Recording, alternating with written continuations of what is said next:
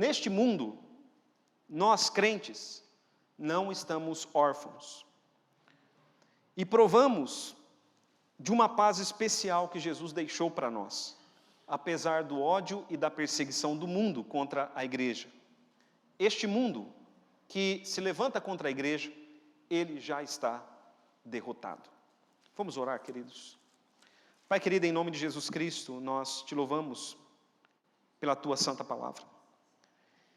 Nós estamos, Senhor, diante das Escrituras e pedimos ao Senhor que fale aos nossos corações.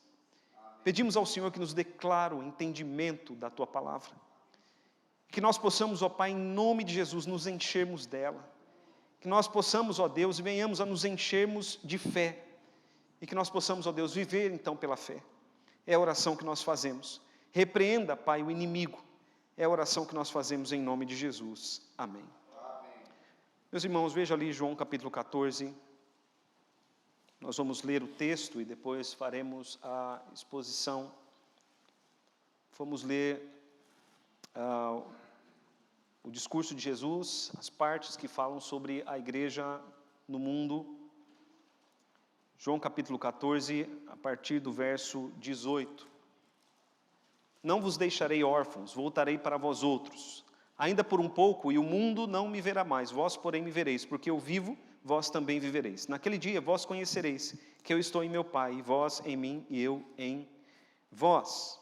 João capítulo 14, agora verso 27. Deixo-vos a paz, a minha paz vos dou, não vou lá dou como a dá o mundo. Não se turbe o vosso coração, nem se atemorize. Ouvistes que eu vos disse, vou e volto para junto de vós. Se me amasseis, alegrar-vos-íeis de que eu vá para o Pai, pois o Pai é maior do que eu. Só explicando aqui, quando Jesus diz que o Pai é maior do que eu, ele está dizendo que o Pai é maior do que ele, enquanto é ele na sua humanidade. Verso 29. Disse-vos agora, antes que aconteça, para que quando acontecer, vós creiais. Mas já não falarei muito convosco, porque aí vem o príncipe do mundo, e ele nada tem em mim. Contudo, assim procedo, para que o mundo saiba que eu amo o Pai, e que faço como o Pai me ordenou. Levantai-vos, vamos-nos daqui. Capítulo 15, a partir do verso de número 18. Se o mundo vos odeia, sabei que primeiro do que a vós outros me odiou a mim. Se vós fosseis do mundo, o mundo amaria o que era seu, como todavia não sois do mundo, pelo contrário, dele vos escolhi, por isso o mundo vos odeia. Lembrai-vos da palavra que vos disse, não é o servo maior do que seu senhor. Se me perseguiram a mim, também perseguirão a vós outros. Se guardaram a minha palavra, também guardarão a vós. Tudo isso, porém, vos farão por causa do meu nome, porquanto não conhecem aquele que me enviou. Se eu não viera, não lhes houvera falado, pecado não teriam, mas agora não tem desculpa do seu pecado. Quem me odeia, odeia também a meu Pai. Se eu não tivesse feito entre eles tais obras, quais nenhum outro fez, pecado não teriam. Mas agora não somente eles têm visto, mas também odiado, tanto a mim como a meu Pai. Isto, porém, é para que se cumpra a palavra escrita na sua lei, odiaram-me sem motivo. Capítulo 16, a partir do verso 1. Tenho-vos dito estas coisas para que não vos escandalizeis. Eles vos expulsarão das sinagogas, mas vem a hora em que todo que vos matar, julgará com isso tributar culto a Deus. Isto farão porque não conhecem o Pai, nem a mim. Ora, estas coisas vos tenho dito, para que quando a hora chegar, vos recordeis de que eu vou-las disse. Não vou-las disse desde o princípio, porque eu estava convosco. Mas agora vou para junto daquele que me enviou. E nenhum de vós me pergunta para onde vais? Pelo contrário, porque vos tenho dito estas coisas, a tristeza encheu o vosso coração. Verso 16, do capítulo 16. Um pouco e não mais me vereis. Outra vez um pouco e ver-me-eis. Então alguns discípulos disseram uns aos outros, que vem a ser isso que nos diz um pouco e não mais me vereis, e outra vez um pouco e ver-me-eis, e vou para o Pai? Diziam, pois, que vem a ser esse um pouco, não compreendemos o que quer dizer. Percebendo Jesus, que desejavam interrogá-lo, perguntou-lhes, indagais entre vós a respeito disto que vos disse um pouco e não me vereis, e outra vez um pouco e ver-me-eis? Em verdade vos digo que chorareis e vos lamentareis, e o mundo se alegrará. Vós ficareis tristes, mas a vossa tristeza se converterá em alegria. A mulher, quando está para dar à luz, tem tristeza, porque a sua hora é chegada, mas depois de nascido o menino, já não se lembra da aflição pelo prazer que tem de ter nascido ao mundo um homem. Assim também agora vós tendes tristeza, mas outra vez vos verei, e o vosso coração se alegrará, e a vossa alegria ninguém poderá tirar. Naquele dia nada me perguntareis, em verdade vos digo, se pedirdes alguma coisa ao Pai, eu vou-la concederá, Ele vou-la concederá em meu nome. Verso de número 32 e 33, do capítulo 16. Eis que vem a hora e já é chegada, em que sereis dispersos, cada um para a sua casa, e me deixareis só. Contudo, não estou só, porque o Pai está comigo. Estas coisas vos tenho dito para que tenhais paz em mim. No mundo passais por aflições, mas tende bom ânimo, eu venci o mundo. Meus irmãos, esse discurso de Cristo é sem dúvida um dos textos mais difíceis da Escritura, né? De se entender e de se pregar. Todos os estudiosos dizem que para compreender o que esse texto diz é preciso lê-lo várias e várias vezes. E uma coisa que Jesus Cristo diz, às vezes, né, uma frase dele se refere a muitas coisas. Mas eu quero pontuar aqui alguns pontos com os irmãos neste tema, né, a igreja no mundo. O primeiro deles, meus irmãos, e que fica claro para nós, é que neste mundo a igreja não está órfã. Amém, queridos? Neste mundo a igreja não está órfã. Nós não estamos sozinhos. Se os irmãos observarem ali, no capítulo 14, o verso de número 18, Jesus diz claramente, não vos deixarei órfãos, voltarei para vós outros. Vou ler mais uma vez, não vos deixarei órfãos, voltarei para vós outros. Neste mundo, meus irmãos, nós encontramos muitas pessoas órfãs. Órfãos são aqueles que perderam os seus protetores, os seus provedores. Quando estava no seminário, nós fizemos um trabalho num orfanato em Brasília. E neste orfanato nós vimos ali muitas crianças. E o que essas crianças tinham em comum? Elas eram órfãos e elas, então, tinham no seu coração o desejo de encontrar um lar, de ter alguém que cuidasse delas, de ter um provedor, alguém que ficasse ao lado delas para protegê-las e para assisti-las.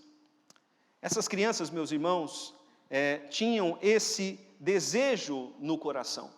Quando nós olhamos para esse texto, nós vemos que Jesus está falando com os seus discípulos no seguinte sentido: ele estava voltando para a casa do Pai, e os discípulos ficariam órfãos. Por um momento os discípulos ficariam órfãos, porque eles ficariam sem a presença física de Jesus. Os discípulos, eles perderiam o seu primeiro consolador, eles perderiam o seu protetor, eles perderiam o seu provedor. Jesus Cristo estava indo para a cruz, mas Jesus também diz aos discípulos, eu vou para a casa do Pai, mas eu não vou deixar vocês sozinhos. Vocês não ficarão órfãos. Vocês não ficarão órfãos. E Jesus cumpriu a sua palavra aos discípulos, quando primeiramente ele ressuscitou dentre os mortos. Porque até a ressurreição de Jesus, até o momento da ressurreição de Jesus, os discípulos, eles se sentiram completamente órfãos. Eles se sentiram completamente assim e por isso eles foram dispersos. Mas quando Jesus ressuscita dentre os mortos, ele vai ao encontro dos seus discípulos e se reúne com eles na Galileia. Jesus também não deixou os seus discípulos órfãos, porque ele enviou o Espírito Santo, o outro Consolador. O Espírito Santo é aquele que cumpre o papel de protetor, de provedor, de advogado dos discípulos. Ele se coloca ao lado dos discípulos.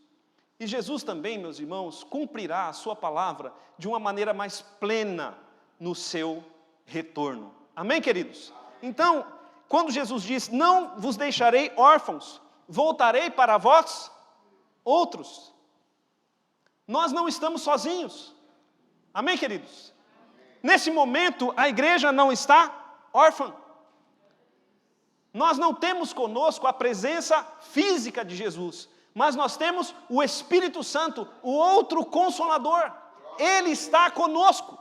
Se os irmãos observarem ali o versículo de número 17 do capítulo de número 14 de João, Jesus fala: o Espírito da verdade que o mundo não pode receber, porque não o vê nem o conhece, vós o conheceis, porque este Espírito da verdade, o Espírito Santo, ele habita convosco e estará em vós. Não estamos órfãos.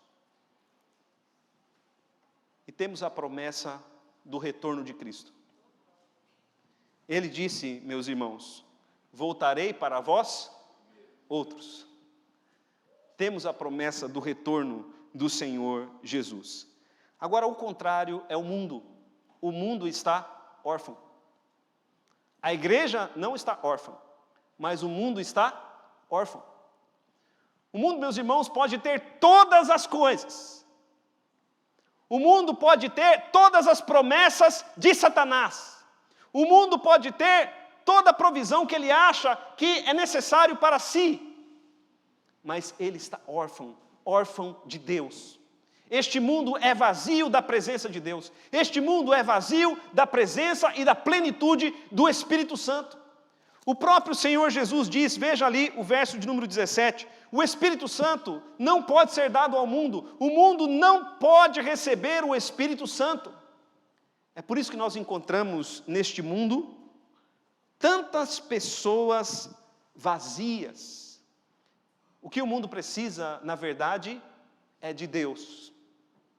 Sem Deus, o mundo é vazio. Sem Deus, este mundo, ele é órfão. Ele é órfão, mas a igreja não está órfã. Jesus, ele nos fez esta promessa: não vos deixarei órfãos. A segunda coisa, queridos, que vemos no texto, é que neste mundo nós temos a paz de Cristo. Veja comigo ali o capítulo de número 14, o verso de número 27. Jesus disse aos discípulos, capítulo 14, verso 27, deixo-vos a paz, a minha paz vos dou. Não vou lá dou como a dá o mundo. Não se turbe o vosso coração, nem se atemorize. Ouvistes que eu vos disse, vou e volto para junto de vós. Olha o que Jesus estava dizendo aos discípulos. Ele disse aos discípulos, primeiramente, que eles não estavam órfãos, e depois que eles estavam recebendo dele como dádiva a sua paz, a paz especial. Jesus, meus irmãos, ele é o príncipe da paz. Amém, queridos? Amém. Mas ele não é o príncipe da paz por qualquer motivo. Ele é o príncipe da paz porque ele conquistou essa paz para nós. A paz que Cristo nos dá é uma paz de conquista. É uma paz de vitória. Cristo conquistou a paz na cruz. Quando ele morreu na cruz, ele conquistou a paz. Ele apaziguou a Deus, o Deus Pai, na sua ira.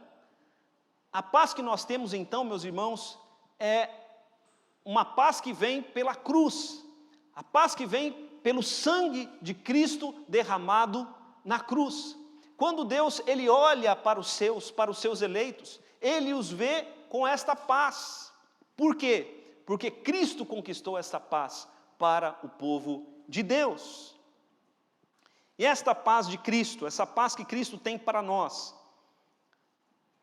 é a certeza da salvação, é a ausência de perturbação espiritual. E olha o que diz Jesus no verso de número 27, deixo-vos a paz, a minha paz vos dou. Ele deixou a sua paz aos discípulos, ele deu a paz como um presente, como uma dádiva aos discípulos. E também a nós, meus irmãos, também à igreja. Mas veja o que Jesus diz, não vou lá dou como a dá o mundo. Por quê, queridos? O mundo tem paz para dar? Jesus está dizendo que o mundo tem sim uma paz para dar, mas não é como a paz de Cristo. O mundo tem uma paz superficial. Uma paz, muitas vezes, baseada em bem-estar neste mundo.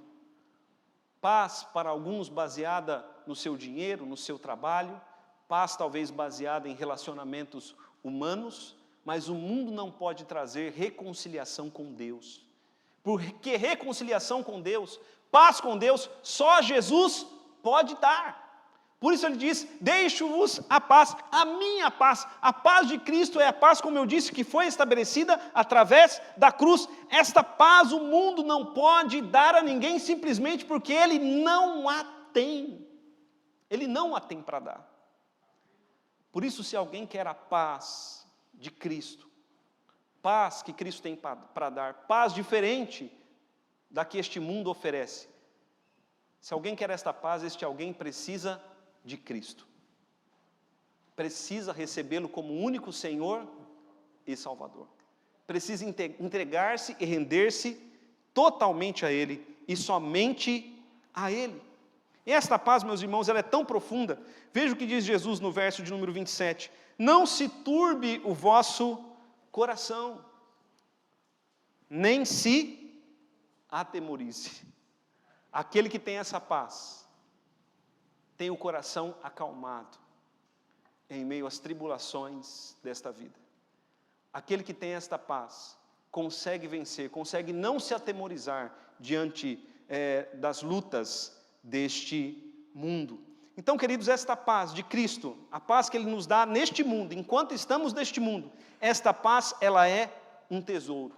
Esta paz, ela é também um legado, porque quando pregamos o Evangelho, estamos levando esta paz, oferecendo esta paz, porque o Evangelho que pregamos é o Evangelho da paz. Esta paz, meus irmãos, está além de todo entendimento, porque é uma paz que age no coração. E nos apropriamos dessa paz pela fé no Senhor Jesus Cristo. Então, meus irmãos, a igreja no mundo, neste mundo a igreja, primeiramente, não está órfã. Em segundo lugar, neste mundo nós temos uma paz especial, que é a paz de Cristo, é a paz que Cristo tem para dar. E nós nos cumprimentamos dessa forma, a paz do Senhor, a paz de Cristo. Nós nos cumprimentamos dessa forma.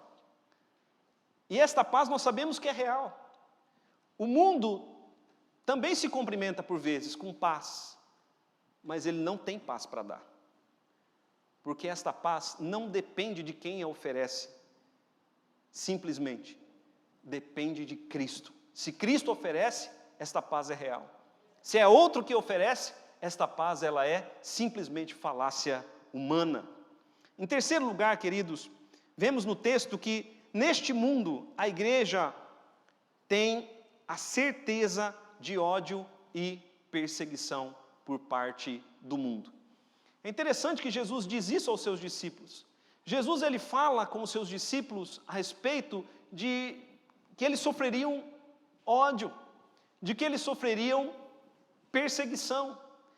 E Jesus o tempo todo diz aos discípulos, olha, eu estou falando para vocês isso antes que aconteça, porque quando vocês sofrerem ódio, quando vocês forem perseguidos, vocês já estão avisados. E quando isso acontecer, quando vocês sofrerem ódio e perseguição, que o coração de vocês se encha de fé, porque vocês foram avisados antecipadamente que isto os espera.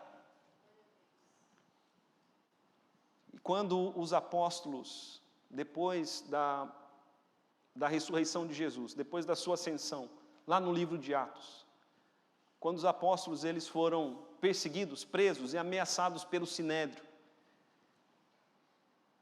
eles disseram perante o Sinédrio que os ameaçava para que não pregassem mais em nome de Jesus. Eles disseram ao Sinédrio que não deixariam de pregar. E o texto bíblico diz que eles se alegraram, eles se regozijaram por estarem sendo perseguidos. Eles se alegraram, eles se regozijaram porque Deus os considerou de serem dignos de sofrerem por causa do nome de Jesus. Meus irmãos, se há uma certeza que a igreja deve ter nesse mundo, é a certeza do ódio e da perseguição por parte do mundo, porque nós cremos em Cristo e pregamos o seu evangelho. Veja comigo aí o capítulo de número 15. Capítulo de número 15 de João. A partir do verso de número 18. Capítulo 15 de João, a partir do verso de número 18, Jesus disse: se o mundo vos odeia, e o ódio aqui, meus irmãos, é uma palavra muito forte. Nós todos sabemos o que é ódio. E quando nós falamos que o mundo odeia a igreja, que o mundo odeia os crentes do evangelho, não estamos falando de mundo como todas as pessoas do mundo, mas do mundo como sistema. O mundo como sistema, ele odeia a igreja, ele odeia o evangelho, porque a igreja se opõe a este mundo. Um exemplo disso é que eu estava ouvindo o reverendo Mauro Meister. Ele é um dos doutores da igreja presbiteriana, e ele estava alertando aos diretores de escola, de que agora, no mês de fevereiro, mês de março, este governo atual está tramando uma agenda contra as igrejas e contra as nossas crianças, para que ideologias anticristãs sejam pregadas nas escolas. A grande questão, meus irmãos, é que as igrejas evangélicas, no caso nosso, as igrejas presbiterianas, nós temos escolas presbiterianas, escolas confessionais. E nas nossas escolas, nós podemos ensinar ideologia cristã. Estamos amparados pela lei por isso. Vocês sabiam disso? Nas escolas presbiterianas, escolas confessionais, nós podemos pregar a Bíblia livremente. Mas este governo está tramando contra isso. E nós temos que fazer o que, queridos? Orar. Mas veja que é nesse sentido que o mundo nos odeia, porque a nossa ideologia bíblica impede as ideologias deste mundo de avançarem. A igreja é o sal da terra. Enquanto a igreja for sal, o mundo não apodrecerá. Mas quando a igreja se tornar sal insípido, o mundo então apodrecerá.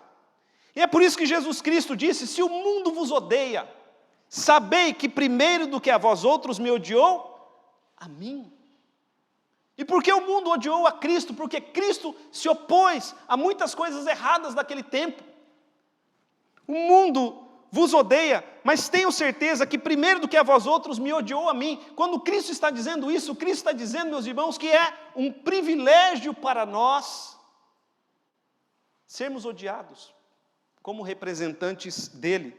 Veja o que Jesus diz no verso 19: se vós fosseis do mundo, o mundo amaria o que era. Ou seja, o mundo ama aquilo que é seu. O mundo ama aqueles que vivem conforme a sua ideologia, conforme os seus pensamentos. Mas aqueles que não são do mundo, o mundo os odeia. Como, todavia, não sois do mundo, pelo contrário, dele vos escolhi, por isso o mundo vos... Nós somos odiados, meus irmãos, porque somos escolhidos. Porque fomos separados, somos eleitos de Deus. Verso 20 diz: lembrai-vos da palavra que vos disse. Não é o servo maior do que o seu senhor. Se me perseguiram a mim, também perseguirão a vós outros. Se guardaram a minha palavra, também guardarão a vossa. Tudo isso, porém, vos farão por causa do meu nome, porquanto não conhecem aquele que me enviou. Se eu não viera e não lhes houvera falado, pecado não teriam, mas agora não tem desculpa do seu pecado. Quem me odeia, odeia também a meu Pai.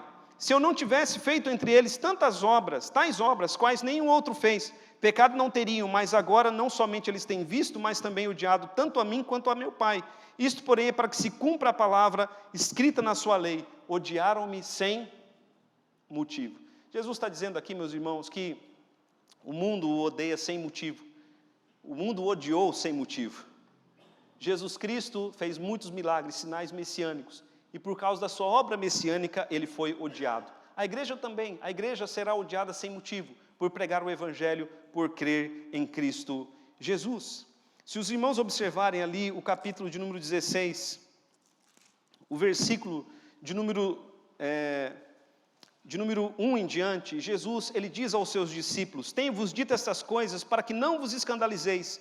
Eles vos expulsarão das sinagogas, mas vem a hora em que todo que vos matar julgará com isso tributar culto a Deus. Isso farão porque não conhecem o Pai, nem a mim. Ou seja, meus irmãos, em todo o seu discurso, Jesus ele vai deixando claro, ele fala de maneira explícita, que a igreja neste mundo sofrerá ódio, sofrerá perseguição, sofrerá tribulação, sofrerá angústia. Isto está reservado, isso está guardado para a igreja. Nós lemos em Mateus capítulo 5, as bem-aventuranças, as últimas duas bem-aventuranças. Elas falam sobre perseguição, sobre injúria, sobre angústia, algo que está reservado para a igreja. Então, meus irmãos, em primeiro lugar, a igreja no mundo, não estamos órfãos. Amém, queridos? Não estamos órfãos. Temos conosco o Espírito Santo, o outro Consolador. Ele está conosco. E temos a promessa da volta de Jesus. Em segundo lugar, neste mundo, nós temos a paz de Cristo. Paz especial, paz sobrenatural, paz que não se encontra no mundo e que o mundo não pode nos dar. Então, diante desta paz, não se turbe o vosso coração, nem se atemorize. Não importa as tramas do mundo, não importa aquilo que estão tramando, aquilo que estão fazendo, não importa, meus irmãos, nós temos esta paz de Cristo conosco, enraizada em nossos corações. Mas temos que ter a consciência,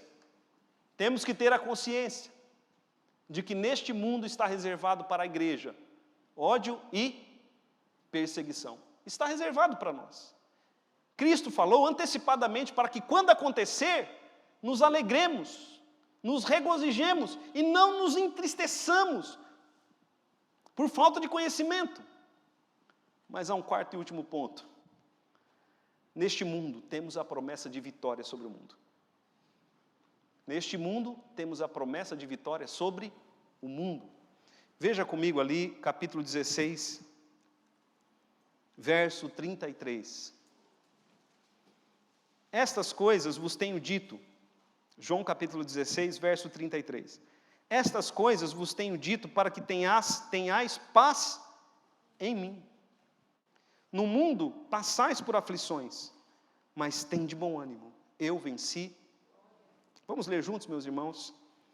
Estas coisas vos tenho dito, para que tenhais paz em mim. No mundo passais por aflições, mas tende bom ânimo, eu venci o mundo. Jesus, meus irmãos, fala antecipadamente, para que quando acontecer, creamos. A nossa paz, ela está em Cristo. Ele diz, para que tenhais paz em mim. A nossa paz está em Cristo, a nossa paz não está nas circunstâncias desse mundo. A nossa paz não está na política. A nossa paz não está em questões financeiras.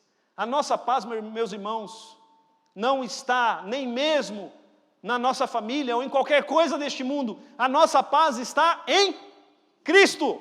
Ele é o Senhor soberano sobre todas as coisas. Nele está a nossa paz. Neste mundo passamos por aflições. A palavra aflições aqui pode ser traduzida por angústias. Passamos por aflições. E nos momentos de aflição devemos ter o quê?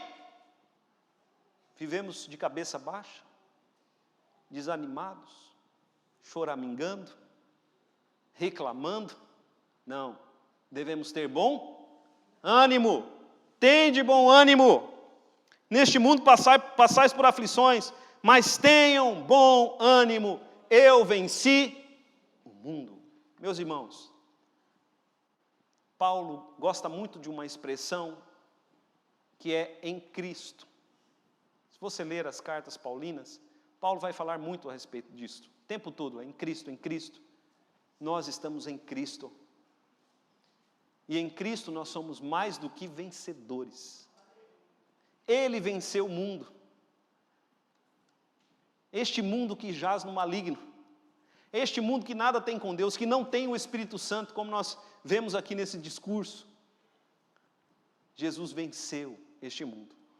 E porque Ele venceu, como nosso representante, estando nele, nós também somos vencedores sobre o mundo. Por isso, meus irmãos, podemos ter bom ânimo. Por isso podemos ter bom ânimo. Para concluir, queridos,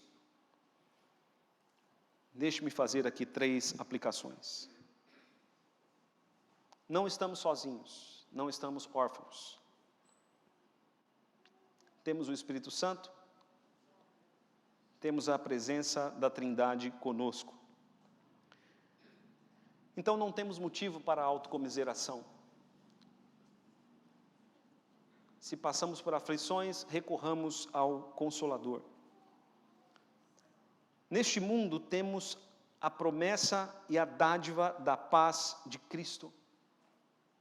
Paz especial, paz que não se encontra no mundo, só se encontra em Cristo. E por fim, em terceiro e último lugar, temos a certeza de ódio e perseguição por parte do mundo, mas ao mesmo tempo, temos a certeza da vitória. Fechemos nossos olhos.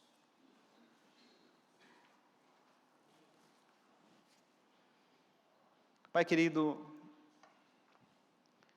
em nome de Jesus nós oramos. Jesus, como diz João 17:11, Jesus já não está no mundo, mas nós continuamos aqui, Senhor. Nós estamos aqui neste mundo difícil, neste mundo hostil, neste mundo que jaz no maligno, neste mundo de trevas, nós estamos aqui, Senhor, ainda. E o Senhor tem nos preservado aqui, porque essa é a Tua vontade. Sabemos que a oração de Cristo, feita pelos discípulos, também vale para nós. A oração de Cristo que não os tirasse do mundo, mas que os livrasse do mal. Nós pedimos, Senhor, dá a vitória ao Teu povo sobre todo o mal. Em nome de Jesus. Agora, Pai, para a honra e para a glória do Teu nome, que nós possamos buscar a Tua presença, a presença do Espírito Santo, a presença de Cristo, na certeza de que não estamos sozinhos, não estamos órfãos.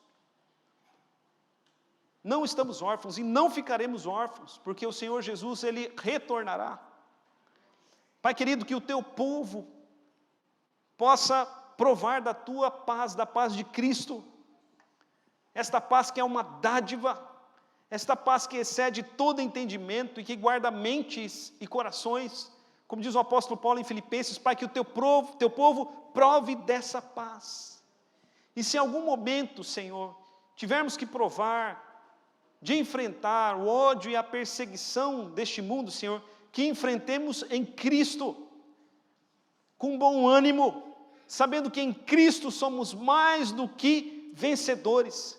Cristo venceu o mundo, então, Senhor, em Cristo nós também venceremos. Ó Deus amado, que o Teu povo não tenha o coração turbado, nem atemorizado nesses dias, mas que o Teu povo, ó Deus, tenha paz no coração. É a oração que nós fazemos em nome de Jesus. Amém.